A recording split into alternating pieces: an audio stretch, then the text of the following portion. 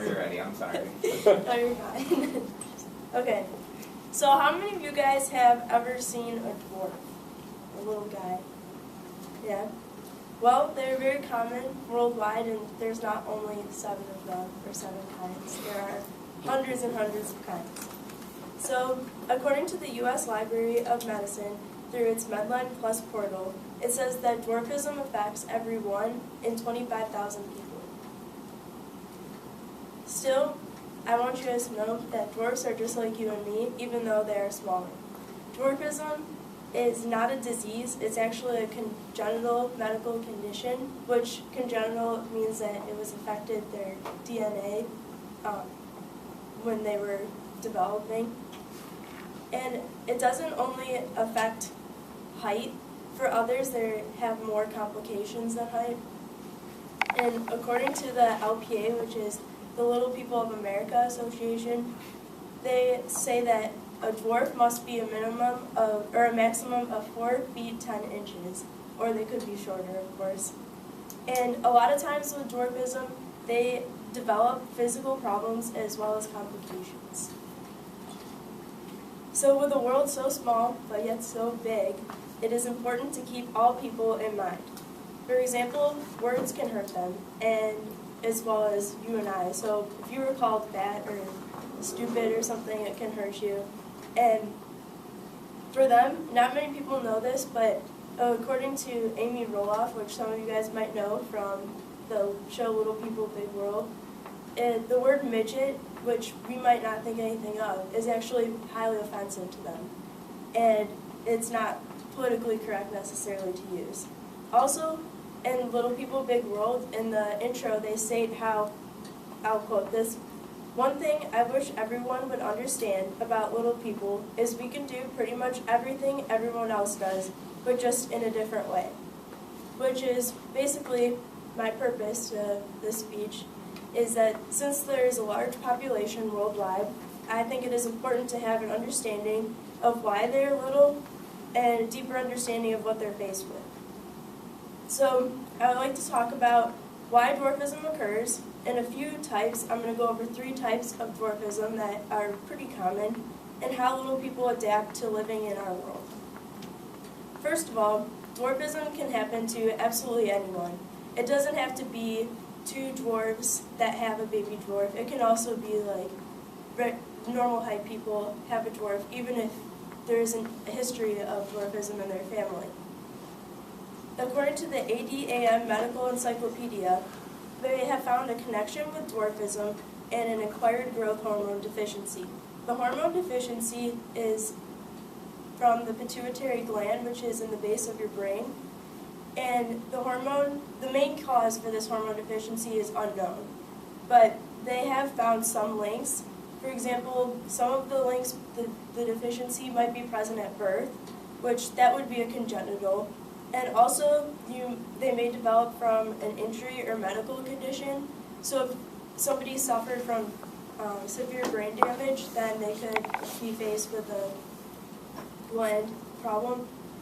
Also, when they're born, they could have additional problems such as a cleft lip or cleft palate, as well as skeletal problems. Secondly, I'm going to go into the types of dwarfism.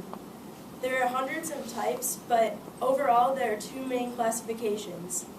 There is proportionate, which is just how it sounds. It means that the body is in proportion, and it's also its limbs and everything, but they're just very small.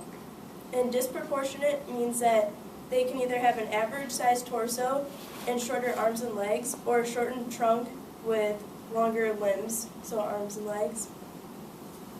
The first type I'm going to go over is achondroplasia, which is the most common, and this is evident at birth.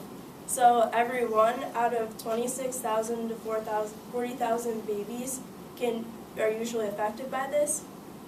And so some of the features are they have a very large head with a prominent forehead, a protruding jaw, as well as they have crowded teeth. And it is also common that they have a forward curve in their lower spine.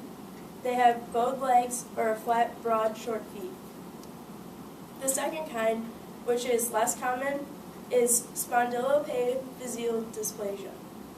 Yeah. Oh, so, okay. Less common. And this happens in every 1 in 95,000 babies. This may not be apparent though until the child is 5 to 10 years old. And these features are shortened trunk, they have clubbed feet, cleft palate, weak hands, and a barrel chest appearance, which they also develop severe osteoarthritis in their hips, which can be very painful. And a third type that I'm going to go over today is dystrophic dysplasia, which is pretty rare too. It's every 1 in 100,000 births, and they have shortened forearms and calves, deformed hands and feet, and a limited range of motion. They normally have a cleft palate, and sometimes, like how Matt was saying, when wrestlers have cauliflower ear, they have a cauliflower ear appearance. Next, and last but not least, is adapting to our type of world with dwarfism. There are some support groups that are offered, such as the LPA, which is the Little People of America, which is a nonprofit program that offers support and information about dwarfism to their families, because a lot of times the parents have a hard time accepting that their child is a dwarf. So they're there for them. Also, the DAAA, which is the Dwarf Athletic Association of America, they are a nonprofit athletic thing, so it's kind of similar to the Special Olympics, except it's for little people, because it's something I didn't necessarily think of when they can't really participate fairly in sports. So basketball, it's not fair for them to play with us. So it's kind of nice that it's a fair opportunity for them to play. Also, the families normally have to build their own homes because they are faced with challenges such as banisters for the railings and stuff. Due to zoning, they have a lot of problems with the specific height requirements. So also the counters and everything. So a lot of times they need stools, especially if they're staying at a hotel or a different house. So in conclusion, dwarfism is pretty common around the world, and it's important to have an understanding of dwarfs, that they're just like you and I. And it can happen to anybody, and it's not a disease. Also, there is more than one type, but they have very common characteristics. And families and also the dwarves have support groups and utilities that are offered to them. So now that you guys know more, I hope that you learned about dwarfism and gained a new understanding. Thank you.